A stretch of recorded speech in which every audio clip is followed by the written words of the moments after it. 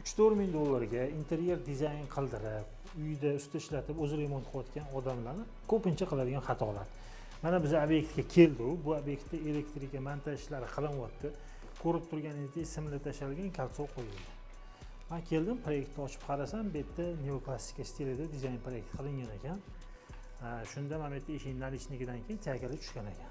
Hozir ko'rib turganingizdek, agarda bular shu holatda qoldirib ketadigan bo'lsa, malarlar kelib turib, devorlarni tekislab turib, chagasini yopishtirsa, chaga chetga kelganda uzilib qoladi. Bu juda ham xunuk xato. Shunaqa xatolar bo'lmasligi uchun men shuni maslahat beramanki, interyer dizayn qildiryapsiz. Shuni qildirganingizdan keyin dizaynerni to'liq xizmatini sotib oling.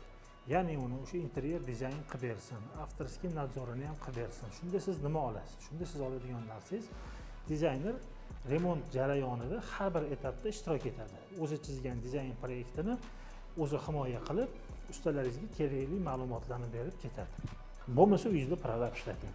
Shu prorab kelib ustalarga kontrol qilib, proyekt asosida razmerlar yozilgan hamma ma'lumotlari bo'ladi. Shu ma'lumotlar asosida uyingizni remont qildirsangiz, shunda bunaqa kamchiliklarga yo'l qo'yilmaydi.